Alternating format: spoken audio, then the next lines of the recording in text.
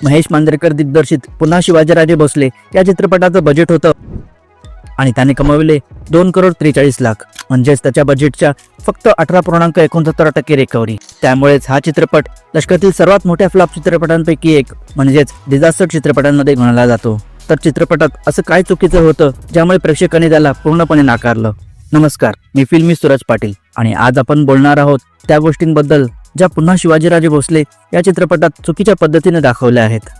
तर जरी या चित्रपटाच्या निर्माता आणि दिग्दर्शकाच्या मते हा चित्रपट पूर्णपणे स्वतंत्र असा, वेगळा, कुठल्याही चित्रपटाचा सिक्वल प्रिक्वल नसला, तरी प्रेक्षकांनी त्याला एक सिक्वल चित्रपट म्हणूनच ट्रीट केलं आणि त्याची तुलना या चित्रपटाशी केली। मी शिवाजीराजे भोसले बोलतोय।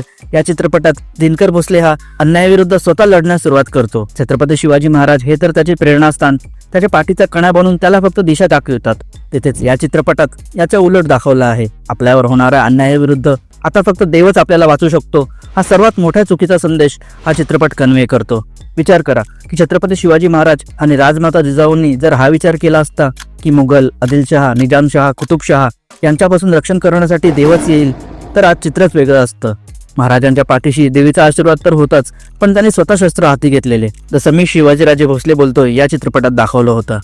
पण इथे पात्रच काय, ते प्रेक्षकही हाच विचार करतात की घराला आग लागली आहे तर वाचवायला देव येईल, वकिलाला गुंडांपासून वाचवायला देव येईल।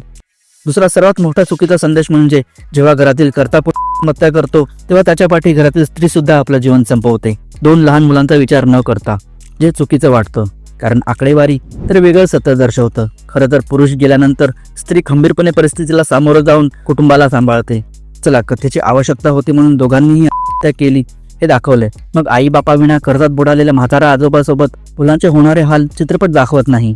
एखादा श्रीमंत किंवा आर्थिकदृष्ट्या ठीकठाक आपल्यासारखा समाज या गोष्टींकडे वेगळ्या दृष्टिकोनातून पाहतो। आपल्याला या मुलांची दया येते। बळीराजाने केलेल्या या कृत्याने आपलं मन हेलावून जातं। त्याने केलेल्या या कृत्याचं कदाचित आपण समर्थन करणार नाही, पण अशी बिकट परिस्थिती असणारा समाज या गोष्टींकडे कुठल्या दृष्टिकोनातून पाहिल हे तुम्हीच ठरवा। कदाचित त्यांनाही वाटेल की आपल्यानंतर मुलांना सांभाळून घ्यायला येईल कुणीतरी।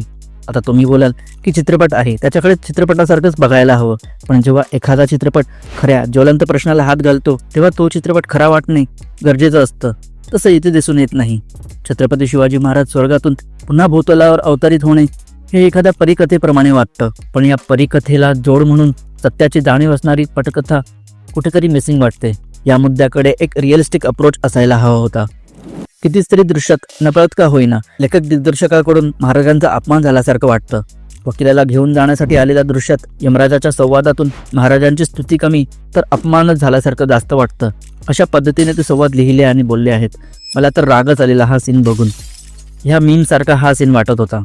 चित्रपटात मुख्यमंत्र्यांच्या भेटीच्या दृश्यात शेतकऱ्यांच्या आत्महत्या थांबवण्यासाठी एक उपाय सुचवला जातो, कर वाढवण्याचा। शेतकरी त्या या ज्वलंत विषयात सरकारचा नाकर्तेपणा लपवण्यासाठी सामान्य जनतेवर कर्जाचा बोजा लादणे इतपत योग्य? जर असंच करायचं असेल तर तो 1% कर वाढवण्यापेक्षा मंत्र्यांवर होणाऱ्या खर्चावर अर्धा टक्के जरी खर्च कमी केला तरी त्या पैशात काय काय करता येईल हे काही वेगळं सांगायची गरज नाही। तुम्हाला काय वाटतं?